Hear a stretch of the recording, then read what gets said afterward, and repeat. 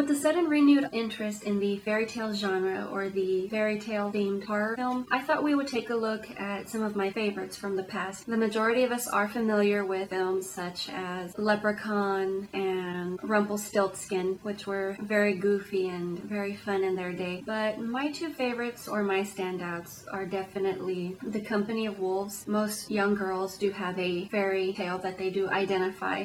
Most girls, depending on your background, tend to lean towards either Alice in Wonderland or Red Riding Hood. So I am actually a wolf girl, and I really do love how this film takes the story of Le Petit Chaperon Rouge, or Little Red Riding Hood, and infuses all of the different mixtures or ways the story has evolved over the years. It's very high fantasy. You have very strong elements. You still do have the threatening or dark fantasy elements as well, but it just has very beautiful scenes. Everything from packs of wolves running through the forest, or a giant teddy bear attacking a young lady. Definitely one of my favorite segments in the film has to be the dinner party in which the guests turn into wolves. It really is a lovely film. I really do enjoy it very much. Another of my favorites is Snow White, A Tale of Terror, starring Sigourney Weaver and Sam Neill. This is also a really great film. It really does not get as much appreciation as it should, which is really sad because it really does have wonderful storytelling. We have the queen who has become obsessed with keeping her beauty. She doesn't want to be old, decrepit, basically refuses to become a hag, which unfortunately is the future of us all. We all age, we decompose, and we take on a new form depending what your culture tends to believe. So this queen becomes obsessed with her stepdaughter, seeks to get rid of her. She also has very strong sorcery or witchcraft background, so she actually does manipulate the forest in which the young girl has escaped into, everything from wind, trees. She is very relentless. I also do appreciate how they went all out with the makeup. We have Sigourney Weaver as the queen, who starts off very young, very beautiful looking. You see as she does gradually begin to age, and she becomes very upset with her appearance. Ultimately, she does take the disguise of the hag, which is ironic because if she hadn't gone to such extremes, she would have grown old anyway, and she probably would have looked just as gross either way. What makes it funny is that she makes herself look this way voluntarily as a disguise, and she's just absolutely hideous. This is also the form in which she happens to be killed in, so ultimately she does not avoid her ultimate outcome, which was to keep her eternal youth. I think both of these are really great films. If you haven't seen them, definitely take a look. They really are worth the watch. That's pretty much all we have for today. I just wanted to give a quick opinion and point out my two favorite fairy tale movies. If you have any favorites or have any recommendations, please shoot them my way. I will gladly take a look, and we will see you when we see you.